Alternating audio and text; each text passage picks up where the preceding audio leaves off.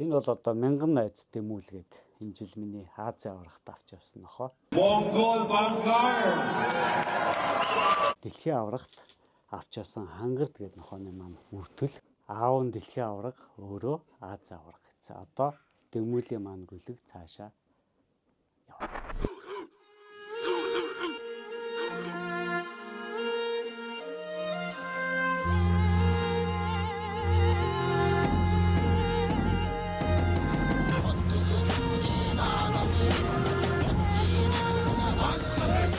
Би нэг 15 онд нэг нэвтрүүлэгт орж явахдаа таны мөрөөдөл юу вэ гэхэд би яг мөрөөдлөө хэлжсэн.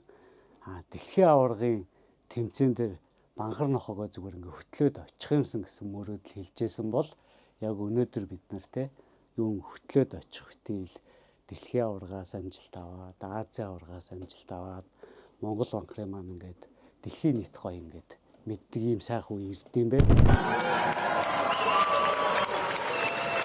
24 онд Харбаттай Монгол банхар маань анхны дэлхийн аварга дээр очсон. Бидний одоо дэлхийн аваргаас хамгийн мартаж чадахгүй юм бол бид нар Монгол гэрээ бариад өөрсдөө үндэсний хувцас өмсөөд банхраас сурталчилсан 5 хоног бол одоо миний амьдралын одоо түүхэнд одоо маш гоё шигтгэл болж үлдсэн 5 өдөр байдаг.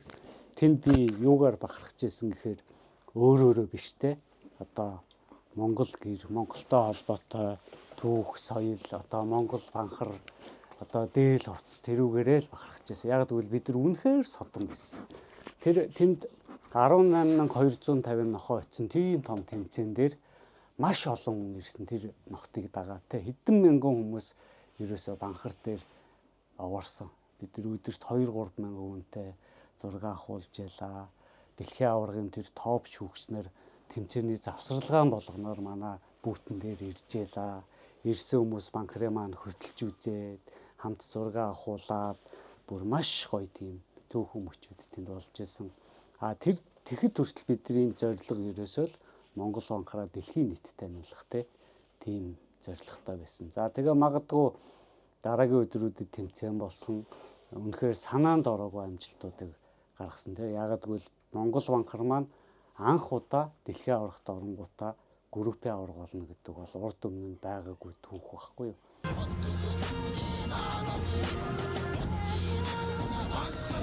Яг бид нар нөгөө мэдэхгүй болохоор анзаарахгүй.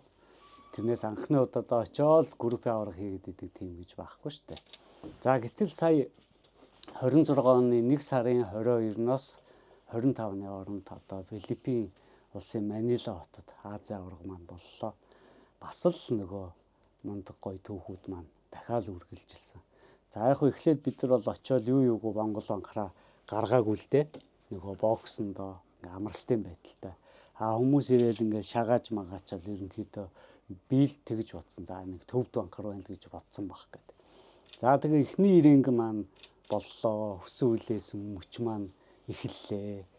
За нөгөө групп чинь бас л гоё нохонууд орсон шүү дээ. Танго гэдэг их гоё нохоо орсон. Американ бүли орсон. Ер нь оролцсон нохоон дундаа сорчлоод яг банхрын группээс нохоонуудыг хэлэх юм бол тий. За ер нь бол нэг хэлэхэд группийн нохоонуудыг үнэхээр нар үзүүлээгүү. Ирэнглөө гараал бүгдийг аваад гарч ирээдсэн. За тэгээд нэг анзаарчихсан юм ингээд тэмцээнд орж байгаа нохоонууд бол шүүгчнэр тэр болгоно их амар хүрхгүй.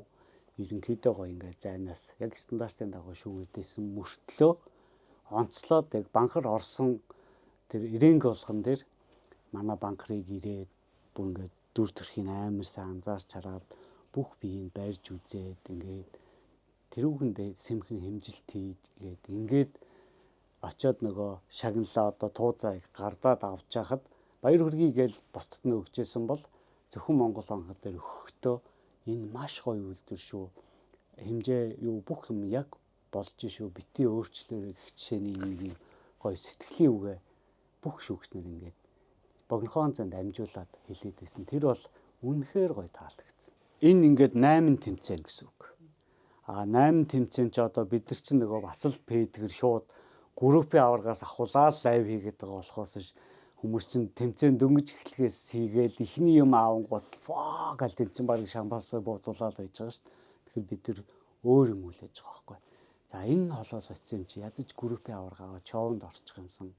Шоуны эрхээ авцаа өнөртөл бас нэг шоу авчих гал яг тийм байхгүй. Тэгэхээр энэ 8 тэмцээнээс бүгднгээс нь юм авсан. За яг хоо нэг групп дээр 2-т орсон. Бусдын дээр нь бүх группээ авсан. Бүх үйлдвэрийн аварга авсан. Тэгээд бүхэл бүтэн шоунаас 3 авсан. Ийм том амжилт байхгүй. Яг хүмүүс мэдэхгүй шүү дээ. Одоо 600 хэдэн нохоо орж байгаа тэмцээн дээр те группийн аварга болоод топ 10 хэдэн нохоо гарч ирэхэд тэд болгонд Монгол банкар шалгарч гарч ирээд байна гэдэг чинь өөрөө хасар том шагнал байхгүй. Шоу гэдэг чинь бүр нэлээд дэшээ юм байхгүй. Тэгэхэд анх удаа очиод шоунд ороод тэгснээ өчнөө олон жил хөгжсөн өчнөө лаг тэмцээн уралдаанд амжилтаа орсон нохоонуудаа өрсөлдөөд гүйж ийн гэдэг чинь зөвөр төсөөлөө тийм биз дээ. Одоо дэлхийн одоо мундаг топ тулаанч нарын орж байгаа тэмцээнд би гүйж орсноо шууд эхний оролтоороо тэдэртээ өрсөлдөхөөр дээшээ гараад ирж байгаатай адилхан юм байхгүй юу. За тэгээ ийм гой үйл явдлууд болсон тэнд очисон нохоонууд зүгээр энгийн улс орондоо болж байгаа тэмцээний ноход биш байхгүй юу. Улс улсаас шилэгдээд Азийн аваргаас юм горлоод очиж байгаа. Гэхээр зүгээр хүн дээр төсөөлөх юм бол одоо Азийн аваргад олимпиад дэлхийн аваргад тухайн улс топ тамирчдаа л явуулдаг шүү дээ. Тийм топотоо өрсөлдөөд ийм амжилт үзүүлсэн нь бол угаасаа бас айгүй том шагнал. Шүүгч юм маш гоё үг байна. Ирэнгэндээ дотор гүйж байгаа тэр нохоогоо хараа гэж байгаа. За яасан гэсэн чи. Яг өөрийнхөө ертөнцид явж штэ надад амтэн чинь. Хаа нөгөө танихгүй дэвжээ танихгүй ноход над нохоон чи ямар ч юу ч тийм алах.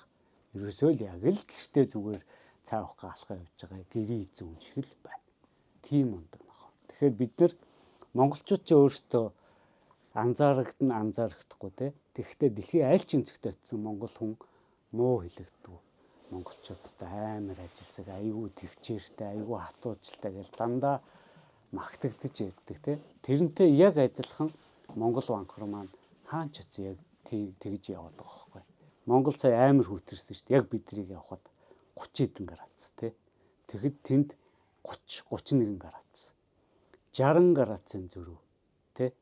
60 градусын зөрүү гэдэг чинь 60 хэмээн усанд бид нар одоо гүгээд орж хахад ямар цочрон болох вэ те. Тим юмыг ямар ч ажирч байгаа юм байхгүй. Тэгэхэд юу бодогдсон гэхээр энэ үнэхээр нүүдэлчин нохоо юм аа. Дэлхийн хаашаач нүгөөд очисон зөгцөөд амьдрах чадвартай ийм мундаг амтанг бид нар тэжээдэг юм байна гэсэн бодол өөрөө ирэхгүй төрж исэн. Манай баг хамт олон хүртэл хоорондоо яг ингэ ярилцаа бичсэн. Юу нөгөө хідүүлээсэн солиорол ирээл халууцаал хөдлөхгүй нозоорол ухааны модсон чи наа чи юу ч болж байгаа тэг ямар ч ажирахгүй. Тэгэхээр Монгол банкрын маань хамгийн том онцлог юу вэ гэхээр маш мундаг нийгэмшилтэй. Дээрээс нь дасан зохицох чадвар маш өндөр. Дээрээс нь өөрийн гэсэн нэг юм онцлогтой орон зайтай. Тийм ээ. Бусад нохоол ингээл нэг ижил төстэй байдаг штэ. Тийм биш нэг юм. Одоо юу юмд амар сахилгын хүмүүс донд нэг амар хөөрхөн хүмүүжлтэй өгч сууж идэв штэ. Болоош та нар гэдэг яг тэрэн шиг чим шиг тийм гоё. Маш үнэтэй нохоонуудыг амар ингээд сонирхол ингээд аваад байгаа юм шиг ажиглагддаг. Тэрний айл алганы хашаанд байгаа энэ Монгол банкрууд яг одоо тэр хэрээрээ дэлхийд хүлээн зөвшөөрөгдөж байгаа шиг хайрлагдаж, үнэлэгдэж Монголдоо монгол хүмүүстэй чадж байгаа юм болов. Зөв. За яг хуу энд хүмүүсийг буруутгах ямар ч юм байхгүй. Яг тэгвэл мдээгүй юм хүн магтан сайшаана гэж байхгүй. Тэгэхээр одоо энийг мэдэрсэн бидний ажил байхгүй юу? Одоо би жишээ нь ингээл хаана наадам цуглаан болно бүх юмнаас хоцрохгүй банкраа оруулахыг боддог. Гол шалтгаан би нэг юм тийм хүн биш зүгээр энэ боломж гэж харсан бүх юм дээр банкраа аваачаад тэнд байгаа цаг хугацаа минут болгоно ашиглаж хүн болгоны утсан дээр одоо банкрынхаа зургийг авч өгд юм уу? Надтай ам нээсэн хүн болгонд банкраа гоё эргээр тайлбарладаг юм уу? Бүх хүч болцоогоо дайчилдаг. Магадгүй тэр хүн утсан дээрээ миний нохотой маш гоё зураг авахулчих юм бол гэртээ очиод хүүхдүүдээ, нөхөртөө, ээж аавдаа үзүүлнэ. маш гоё зургийг хараад хүүе ямар өөрхөн ямар гоё сүртэй ямар гоё нохоо вэ гингүүт надаас сонсон юм а гэр бүлдээ ярьж өгнө.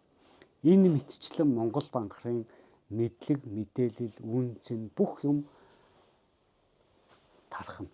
Тэрнээс би одоо жишээ нэг зураг тавиал. За энэ амар гоё нохоо гэдэг орон тайлбар бичсэн байвал хараад өнгөрнө яг юм баггүй. Тэгэхээр одоо нэг үеэ бодох юм бол одоо чи нүүдэлчин наадмаар жишээ ярил л да. Хамгийн анхны нүүдэлчин наадам дээр сайхан Монгол банкрууд авчиад Монгол дээл хувцас өмсөө зогсож байхад гомдмоор нь яг хижээл насны 50 60 та хүмүүс ирээд энэ ирлий зүг гэж асууна. Бас энэ төвдөв гэж асууна. Хамгийн дургүй асуулт маань ахгүй юу? Сонсох дургүй. Тэгсэн мөртлөө л төвчээл за аха та өдийн насны хүн ядаж үндэсний нохоогоо мэддэг байх хэвээр. Эн чинь бидний үндэсний Монгол банкар гэдэг нохоо. Гэ ингэсэн тэгсэн чи сая 25 оны нүүдэлчин дээр ирж байгаа хүмүүс тис ондоо бидний хичээл зүтгэл буцаад ингээд хамтагтаад ирж байгаа юм. Хүүх нараа Монгол банкруудыг хараа гэл нөгөө яриа нь хүртэл аль хэдийн мэддэг болсон. Тэр үтгэл Япон, Солонгос жуулчид ирж явахдаа банкор гэж ирж ивэл яах вэ? Тэнгүүд бидний бодол зүг байгаа байхгүй юу? Яг бид нэрстэй чадах ядгаараа тараагаад байгаа буцаад ингээд юу тарин тэрийг хурааж гин. Нөгөө хүмүүс чи ирээд энэ ямар нохоо нэ биш.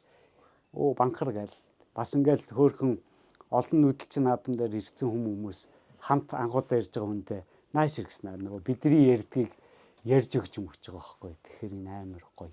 Тий. Бидний олон улсын тэмцээнд явж байгаа гол зорилго бас л яг энтэй төстэй. Яг гэвэл за яг энгийн хүмүүс мэдэхгүй шүү дээ. Дэлхийд шинэ үйлдвэр бүртгүүлэхийн тулд EFSA гэдэг олон улсын байгууллага байдгийг. Тэр байгууллага нэг 100-аад улс гишүүнчлэлээр хэлсэн 360-аад үйлдвэр бүртгэлтэй ийм том байгууллага байдгийг. За шинэ үйлдвэрийг яаж бүртгүүлдэг вэ гэхээр мэдээж бүртгүүлэхийн тулд хийх ажил маш их. Хамгийн эцсийн шатанд хийх юмаа хийцсэний дараа 2 жилд нэг удаа удирдах зөвлөлийн хурал болдгийг. Тэр 100 улсын төлөөлөгчдийн. Тэр хурлын дараа шинээр үйлдвэр болохыг горилж байгаа тэр нохтуудыг санал авдаг. За тэр санал авах мөчид 100 улсын төлөөлөгч байлаа гэж төсөөлөхөд 51 нь мэдэн штэ эн чинь Монгол банкртай гэдэг гар өргөөл за тэгэл бүртгэгдлээ гэж бодож болно. Тэгэхээр бид нар яагаад зүгээр улс орнд амжаал тэмцээн хийсэхгүй дэлхийн аварга, Азийн аварга гэж сорчлоо очиод байгаа юм. Тэгэхээр тэнд дэлхийн хамгийн топ шүүгчнэр, хамгийн топ нохоо үржүүлэгч нар очсон байгаа. Тэд нар бидний хамгийн онцолж үзэх мас байхгүй. Тэгээ тэд нар мэдсэн байхад мэдээж тэдний доор тэднийг шүтэн биширдэг, тэднийг дэмждэг улс их орн хүмүүс нь байгаа. Тэгэхээр хожимын өдөр хизээ нэгэн цагт Монгол банкрыг удирдах зөвлөлийн хурлаар ороод санал авахад аль хэдийн би Азийн аварга дээр харсан шүү дээ. Энэ амар гоё нохоо шүү дээ. Ингэж яахыг л хүсэж байгаа. EFSA гэд миний сая ярьсан энэ том байгууллагын номер 1 хүн өөрийнхөө хувийн пэйж дээрээ 2024 оны Харбат улсад зохиогдсон Загреб хотод болсон дэлхийн аварга маш онцлог боллоо. Миний хувьд далай дотроос шин төрлийн совд шүүрсэн мэт тийм гоё нохоо үзлээ гэж Монгол банкарыг бичсэн. Тэгэл боллоо. Тэр хүн чинь бол би бодож байгаа зүгээр сэтгэлийн өөрлөөр юм бичих хүн биш. Яг гэвэл маш мундаг хүмүүс юмны оргил дээр гарч байгаа. Тэр оргил дээрээс бас юм бичиж байгаа хүн өөрийгөө мэдээж цэгнэ. За нэг хол явахгүй нохоог амар магтаа биччихвэл дараа нь би ямар байдалд орох вүлээ? Эсвэл за энэ нохоо цаашаас даалнаа. За хамгийн ихний бичсэн хүн би байг гэд бичиж байгаа тийм ээ. Тэгэхээр энэ маш гоё. Манай монголч нь 2 гоё нохоотой.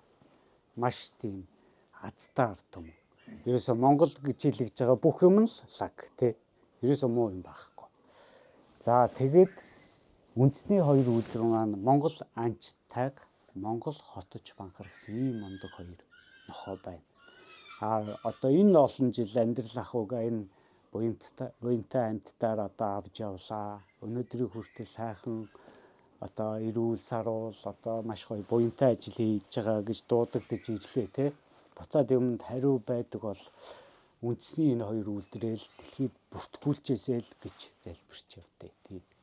Тэгээд зүгээр нэг бодоол за нэг бүртгүүлэх бах уу гэж явж яснаас чадлаараа нэг ингээ өөрийнхөө тэ чадлаараа ингээд оролцож байгаа маань л юм штэ.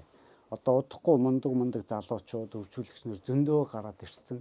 Тэд нар маань ингээл миний араас тэ цаг нь ирэхээр ингээл үргэлжлүүлээл явна штэ. Тэгэхээр яг хөө мөрөөдөл гэж ярих юм бол болж иггүй л ойрын хугацаанд үндэсний хоёр үйлдвэр маань дэлхийд бүртгүүлээсэ хэрвээ бүртгүүлчих юм бол яаж халаад өгөх юм бол ойлгоцсон шүү дээ.